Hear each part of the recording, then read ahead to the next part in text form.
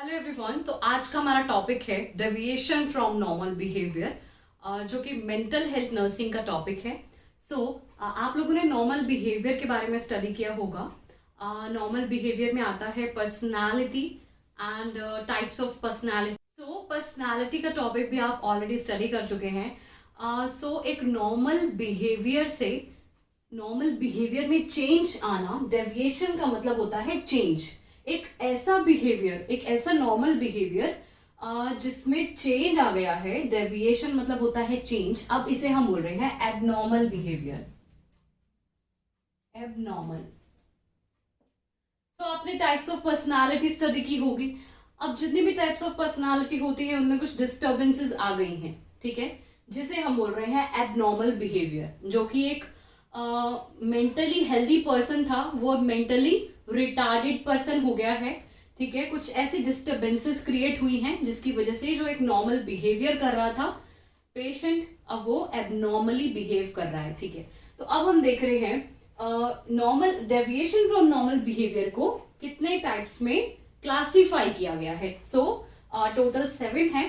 First देख रहे हैं कॉन्शियसनेस। सबसे पहले हम देख रहे हैं classification of deviation from normal behaviour कि इसे कितने टाइप्स में क्लासिफाई किया गया है, ठीक है। देख लीजिए कॉन्शियसनेस। यहाँ पर देख सकते हो डिस्टर्बेंस या फिर डिसऑर्डर। इसको आप डिस्टर्बेंस भी बोल सकते हो या फिर डिसऑर्डर ऑफ कॉन्शियसनेस। कॉन्शियसनेस में चेंज आ गया है, डेविएशन, ठीक है। पहले पेशेंट कॉन्शियस था, मतलब यहां पर मेंटली जो पेशेंट था वो अब क्या है, कॉन्शियस नहीं है, ठीक है।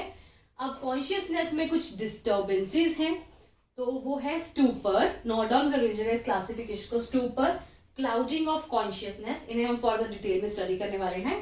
Confusion and delirium. नेक्स्ट है डिसऑर्डर ऑफ मोटर एक्टिविटी, ठीक है। तो इसमें आता है डिक्रीज्ड एक्टिविटी। हो सकता है कि पेशेंट की जो एक्टिविटी है वो डिक्रीज हो जाए या फिर इंक्रीज हो जाए, ठीक है। वेक्सी फ्लैक्सिबिलिटी। मैनरिज्म क्या होता है, वर्बिजरेशन क्या होता है, कंपल्शन। कंपल्शन तो आप लोग मतलब नॉर्मली सभी 50% लोगों में देखने को मिल जाता है हमें कंपल्शन। आपने देखा होगा कुछ लोग बार बार अपने हैंड वॉश करते हैं, तो उन्हें क्या है, ऑब्सेशन है, उन्हें कंपल्शन है, ठीक है। नेगेटिविज्म, सुसाइड, इकोलेलिया, इकोप्रेक्सिया, ठीक है। तो ये आप नोट डाउन करते जाना। डिसऑर्डर ऑफ थॉट, इसमें आता है autistic thinking, flight of ideas, means patient के माइंड में बहुत सारे आइडियाज एक साथ आ जाएंगे। Circumstantiality, tangentiality, perseveration, incoherence, delusion, obsession, phobia, thought blocking. Thought blocking जैसे इसका नेम साउंड कर रहा है, कोई भी थॉट माइंड में आना बंद हो गए हैं, ब्लॉक हो गए हैं। Thought retardation. नेक्स्ट है डिसऑर्डर ऑफ अफेक्ट। इसमें आता है euphoria, elation, ecstasy, exaltation, depression, grief, anxiety, apathy, ambivalence, inappropriate affect. Next one is disorder of perception, जिसमें आता है हेलुसिनेशन एंड इल्यूजन, ठीक है। डिसऑर्डर ऑफ मेमोरी में आता है हाइपरमनेजिया, एमनेजिया, पैरामनेजिया, डेजा वू, जैम्स वू, ठीक है। डिसऑर्डर ऑफ ओरिएंटेशन में डिसओरिएंटेशन इंक्लूडेड है। अब हम 1 बाय 1 इन्हें डिटेल में स्टडी कर रहे हैं। सबसे पहले हम देख रहे हैं डिसऑर्डर ऑफ कॉन्शियसनेस। अब हम देख रहे हैं डिस्टर्बेंस या फिर डिसऑर्डर ऑफ कॉन्शियसनेस। बहुत ही इजीली हम स्टडी करने वाले हैं, बिल्कुल 1 लाइन में, जिससे आप इसको याद रख पाएंगे, ठीक है। स्टूपर, ठीक है। स्टूपर में क्या होता है, patient remains motionless and mute. Motion का मतलब है यहाँ पर मूवमेंट, मोशन का मतलब है मूवमेंट, मोशनलेस मीन्स कोई भी मूवमेंट ना होना। तो पेशेंट इसमें कैसा रहेगा, कोई भी मूवमेंट नहीं करेगा एंड म्यूट रहेगा, बिल्कुल ही शांत रहेगा। अब पेशेंट ना तो हिल डुल रहा है, बिल्कुल एकदम शांत बैठ जाएगा, ना ही उसके माइंड में कोई थॉट्स आएंगे, है ना। और उसकी जो एक्टिविटीज है वो बिल्कुल ही मिनिमम हो जाएंगी, बिल्कुल ही बहुत ही कम एक्टिविटीज पेशेंट करेगा, उसे हम बोल रहे हैं स्टूपर।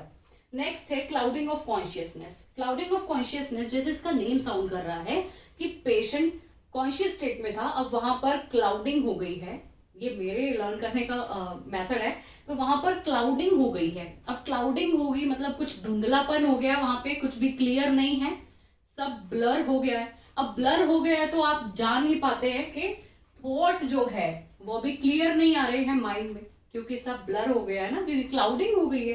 क्लाउडिंग ऑफ कॉन्शियसनेस में क्या है, एब्सेंस ऑफ क्लियर माइंडेडनेस, मतलब थॉट्स में क्लैरिटी नहीं है। जो भी पेशेंट सोच रहा है उसके थॉट्स में क्या है, डिस्टर्बेंस क्रिएट हो गई है, वो कुछ भी परसीव नहीं कर पा रहा है, कुछ भी परसीव नहीं कर पा रहा है, ठीक है, कुछ भी रिस्पॉन्ड नहीं कर पा रहा है, और ना ही वो कुछ याद रख पा रहा है, ना ही वो कुछ याद रख पा रहा है, रिमेंबर।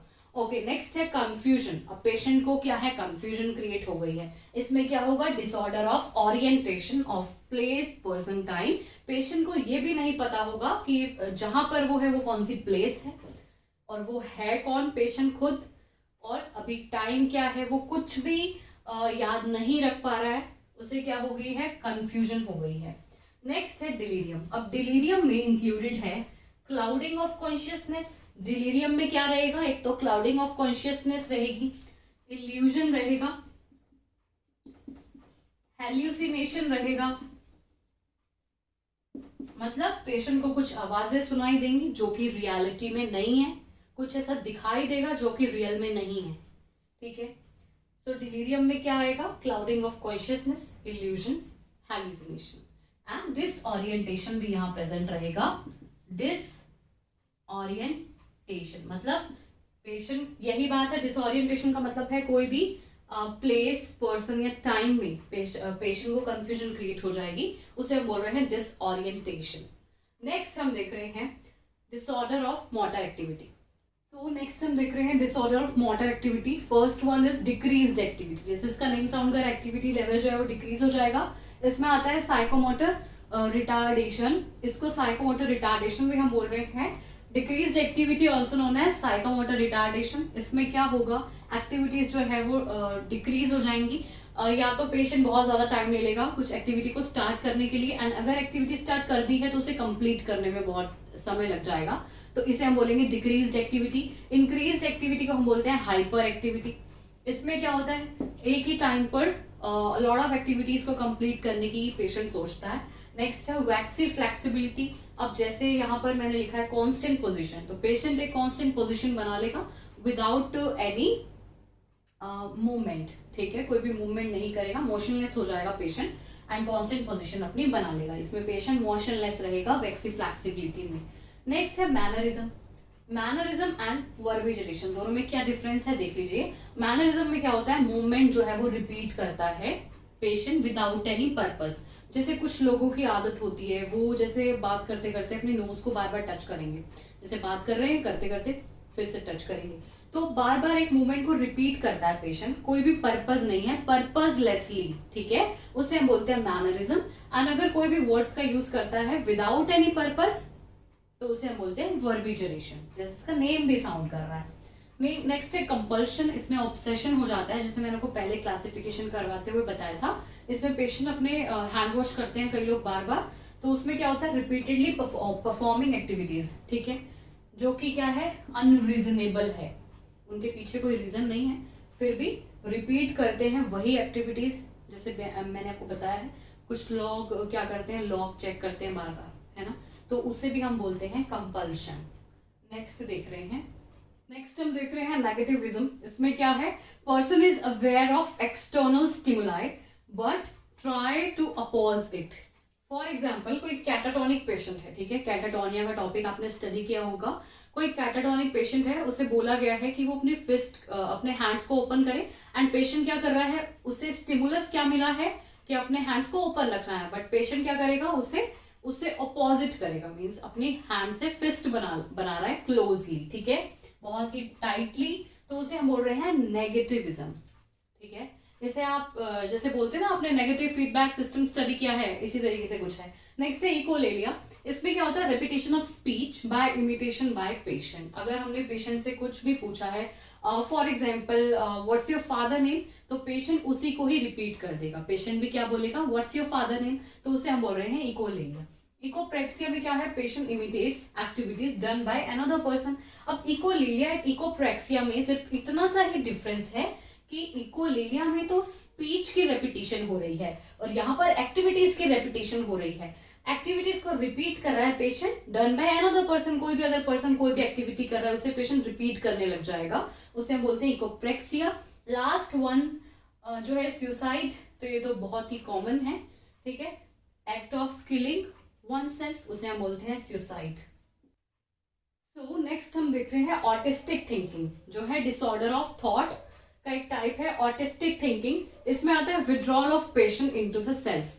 सो फॉर एग्जांपल कोई भी चाइल्ड है, वो अपने जो उसके टॉयज है उनके साथ खेल रहा है, ठीक है। अब चाइल्ड क्या कर रहा है ना, विड्रॉल अपने आप पर ही फोकस कर रहा है, वो एक ऐसे फैंटेसी वर्ल्ड में चला जाएगा कि उसे अपने आसपास की जो भी लिविंग क्रिएचर्स हैं उनमें कोई ध्यान नहीं रहेगा उसको कि वो कहाँ है। यहाँ पर भी क्या हो रहा है, डिसओरिएंटेशन हो जाएगी, एक फैंटेसी वर्ल्ड क्रिएट हो जाएगा चाइल्ड के माइंड में, तो उसे हम बोल रहे हैं ऑटिस्टिक थिंकिंग, मतलब अपने ही दुनिया में रहना जिसे बोलते हैं। नेक्स्ट है फ्लाइट ऑफ आइडियाज। सो बहुत सारे थॉट्स एक साथ आ रहे हैं, थिंकिंग प्रोसेस क्या हो गया है, बहुत ही रैपिड हो गया है। नेक्स्ट है थॉट रिटार्डेशन। अब इसमें क्या रहेगा, थॉट डिस्टर्बेंस रहेगी, ठीक है। नेक्स्ट है सर्कमस्टेंशियलिटी। अब इसमें एग्जाम्पल आपको बताती हूँ, सर्कमस्टेंशियलिटी एंड टेंजेंशियलिटी दोनों में क्या डिफरेंस है देख लीजिए। सर्कमस्टेंशियलिटी में फॉर एग्जाम्पल हमने किसी पेशेंट से पूछा कुछ भी, कोई भी क्वेश्चन, अब वो क्या करेगा ना, बहुत ही अननेसेसरी डिटेल्स हमें प्रोवाइड करना स्टार्ट कर देगा जो कि उस क्वेश्चन से रिलेटेड नहीं है, बट एट द एंड वो अपने आंसर तक पहुंच जाएगा, ठीक है। सर्कमस्टेंशियलिटी में क्या होगा, पेशेंट रीचेस, ठीक है, टू हिज आंसर। बट टेंजेंशियलिटी में क्या हो रहा है, हम पेशेंट से कुछ भी क्वेश्चन पुट अप कर रहे हैं, वो एक करेक्ट आंसर तक नहीं पहुंच पा रहा है, वो सिर्फ हमें अननेसेसरली डिटेल्स प्रोवाइड करता जा रहा है, उसे हम बोलते हैं टेंजेंशियलिटी। सर्कमस्टेंशियलिटी एंड टेंजेंशियलिटी में यही डिफरेंस है कि इसमें वो अपने आंसर तक पहुंच जाएगा एंड टेंजेंशियलिटी में वो हमें अननेसेसरी डिटेल्स ही प्रोवाइड करता रहेगा। नेक्स्ट है पर्जर्वेशन। अब इसमें पर्जर्वेशन में क्या होता है कि हम पेशेंट से कुछ भी क्वेश्चन पुट अप कर रहे हैं वो हमें सेम आंसर देगा, हमेशा हमें हर क्वेश्चन का हमें सेम आंसर देगा, हम उससे डिफरेंट क्वेश्चन पुट अप करेंगे एंड आंसर जो है पेशेंट का वो सेम ही रहेगा, जिसे हम बोलते हैं पर्जर्वेशन, ठीक है, सॉरी पर्सिवरेशन। सेम आंसर हमें मिलेगा, रेपिटेशन ऑफ थॉट्स यहाँ पर प्रेजेंट है। थॉट ब्लॉकिंग में क्या हो जाएगा, सडन आप बोल सकते हो सेसेशन ऑफ थॉट्स, माइंड में थॉट आना ही बंद हो जाएंगे, थॉट प्रोसेस क्या हो गया है यहाँ पर, बंद हो गया है, थॉट्स क्रिएट होना बंद हो गए हैं, इसे हम बोलते हैं थॉट ब्लॉकिंग। नेक्स्ट है हाइपोकॉन्ड्रियासिस। अब इसमें क्या रहता है, पेशेंट फील्स हिमसेल्फ इल विदाउट एनी मेडिकल बेसिस, कोई भी उसकी इसके पीछे कोई पैथोलॉजी नहीं है, कोई भी इसका मेडिकल बेसिस नहीं है, फिर भी जो पेशेंट है अपने आप को क्या बताता है, इल, ठीक है। नेक्स्ट है ऑब्सेशन। जैसे मैंने को बताया था कुछ लोग जो है बार बार अपने हैंड वॉश करते हैं या बार बार अपने घर को जो ब्लॉक करते हैं बार बार चेक करते हैं, तो उसे बोलते हैं ऑब्सेशन, ठीक है। आपने ओसीडी स्टडी किया होगा, ऑब्सेसिव कंपल्सिव डिसऑर्डर, उसमें आपने स्टडी किया होगा ऑब्सेशन। नेक्स्ट है फोबिया। फोबिया मीन्स होता है फियर, बहुत टाइप का फोबिया होता है, जैसे कि हाइड्रोफोबिया मीन्स पानी से बहुत लोगों को डर लगता है, उसे हम बोलते हैं हाइड्रोफोबिया। और भी बहुत टाइप्स का फोबिया होता है, जैसे कि एक्रोफोबिया, एल्बोफोबिया, क्लॉस्ट्रोफोबिया, है ना, तो वो आप सब लोग जानते ही हो। नेक्स्ट है डिल्यूजन ऑफ। अब डिल्यूजन की बात आई है तो डिल्यूजन 4 टाइप्स का यहाँ पर दिया गया है। Delusion of grandeur. अब इसमें क्या होता है, पेशेंट अपने आप को ऐसा ऐसा मानने लगता है कि वो बहुत बड़ा आदमी है, वो कुछ भी कर सकता है, ठीक है। तो ऐसा जब पेशेंट मानने लग जाता है, और ऐसा मेनली मैनिक पेशेंट्स में देखा गया है, मेनिया के पेशेंट्स में देखा गया है, तो उसे हम बोलते हैं डिल्यूजन ऑफ ग्रैंडियोर। नेक्स्ट है delusion of persecution.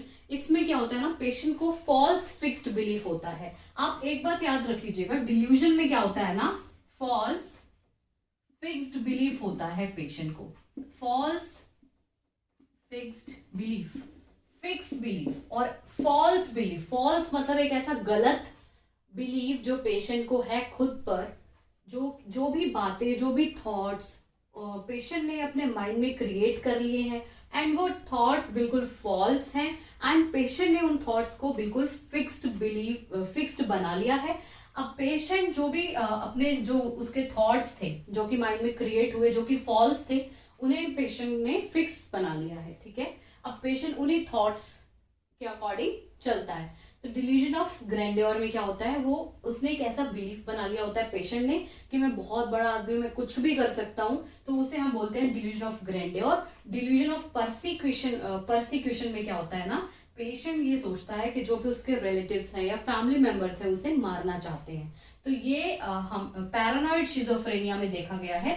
Delusion of persecution की जो सिचुएशन है वो पैरानॉइड शिजोफ्रेनिया में देखी गई है। शिजोफ्रेनिया का टॉपिक आपने स्टडी कर रखा होगा, नहीं कर रखा है तो कमेंट डाउन कर दीजिएगा, मैं वीडियो अपलोड कर दूंगी। नेक्स्ट है डिल्यूजन ऑफ गिल्ट।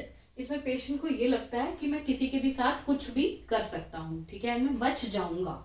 ये फॉल्स फिक्स्ड बिलीफ होता है। निलिस्टिक डिल्यूजन, इसमें जो पेशेंट की खुद की बॉडी है उसकी पेशेंट को कोई एग्जिस्टेंस नहीं लगती है एंड जो भी पूरा वर्ल्ड है उसकी भी कोई एग्जिस्टेंस पेशेंट को नहीं फील होती है, तो इसे हम बोलते हैं निहिलिस्टिक डिल्यूजन।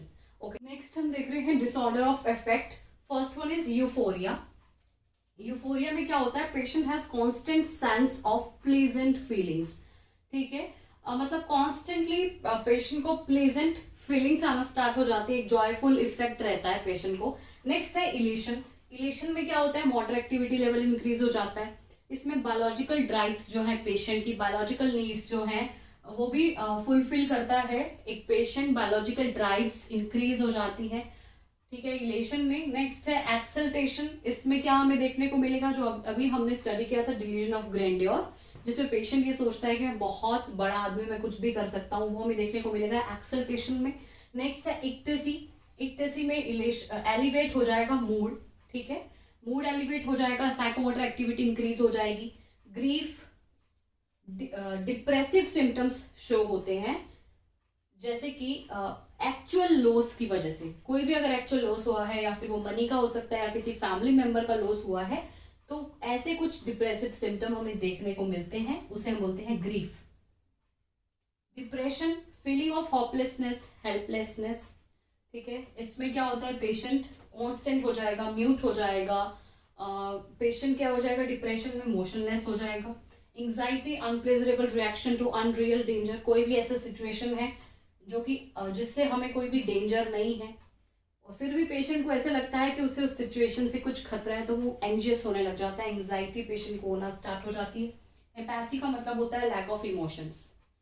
नेक्स्ट हम देख रहे हैं डिसऑर्डर ऑफ परसेप्शन, जिसमें आता है हैलुसिनेशन एंड इल्यूजन। सबसे पहले हम देख रहे हैं hallucination, perception of stimulus. Perception का मतलब कुछ भी हमें परसीव हो रहा है, रिसीव हो रहा है, कोई ऐसा स्टिमुलस किसी भी पर्सन से जो कि क्या है, एक्चुअल स्टिमुलस नहीं है। जैसे कि विजुअल, हैलुसिनेशन के टाइप्स दे रखी हैं, visual hallucination, auditory hallucination, olfactory hallucination, tactile hallucination, gustatory hallucination and anaesthetic hallucination.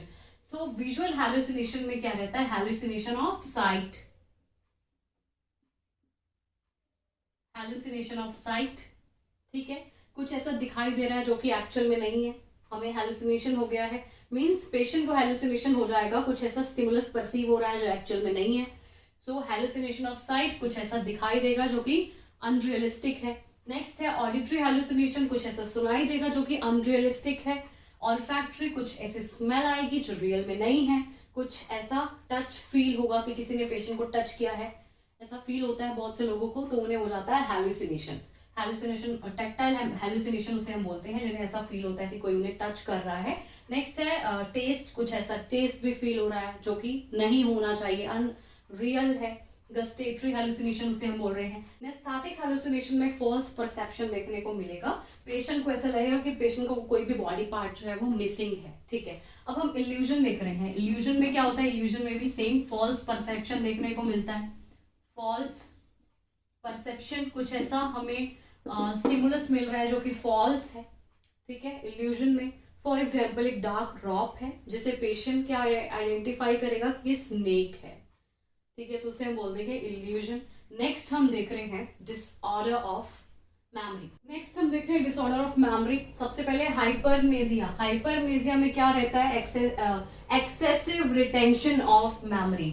Excessive retention of memory, बहुत ही पुरानी जो बातें हैं उनकी क्या रहेगी? रिटेंशन रहेगी पेशेंट को, वो भी पेशेंट को याद रहेगी वो बातें, तो उसे बोलते हैं हाइपरमेनेजिया। एमनेजिया मीन्स इसके आगे ए लग गया है, ए जो इसका प्रीफिक्स है इसका मतलब है एब्सेंस। मेडिकल टर्म में किसी भी वर्ड के आगे अगर ए लगता है तो उसका मतलब एब्सेंस होता है, तो एब्सेंस ऑफ मेमोरी। ठीक है।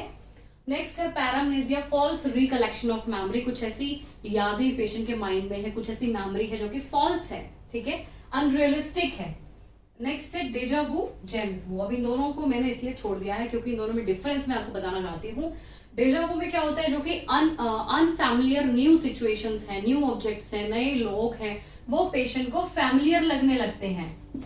अनफैमिलियर से क्या हो जाएंगे? फैमिलियर। अब इसमें अपोजिट है, इसमें क्या होगा? जो कि फैमिलियर सिचुएशंस है, फैमिलियर ऑब्जेक्ट्स हैं या फैमिलियर पर्सन है जिसे हम जिन्हें पेशेंट ऑलरेडी जानता है, उन्हें क्या बोलेगा पेशेंट कि मैं तुम्हें नहीं जानता। फैमिलियर जो न्यू सिचुएशन, फैमिलियर सिचुएशंस है वो अनफैमिलियर लगने लगेंगी। ओके, नेक्स्ट आता है हमारा डिसऑर्डर ऑफ ओरिएंटेशन, जिसमें हमने किया था डिसओरिएंटेशन। अब डिसओरिएंटेशन में क्या रहता है? डिसओरिएंटेशन में पेशेंट अनअवेयर रहता है। Patient is unaware of person, place and time, उसे बोलते हैं डिसओरिएंटेशन, जिसमें पेशेंट को ये पता नहीं रहता है कि वो किस पर्सन के साथ है या फिर वो खुद कौन है, ये जगह कौन सी है जहां पर वो है, तो उसे हम बोलते हैं डिसओरिएंटेशन। सो आई होप आपको आज का टॉपिक क्लियर हो गया होगा, डेविएशन फ्रॉम नॉर्मल बिहेवियर, जिसे हम बोल रहे हैं एब्नॉर्मल बिहेवियर। सो अगर वीडियो अच्छी लगी वीडियो को लाइक करना, चैनल को सब्सक्राइब कर देना, बेल आइकन को प्रेस करना न्यू नोटिफिकेशंस के लिए। Thanks for watching.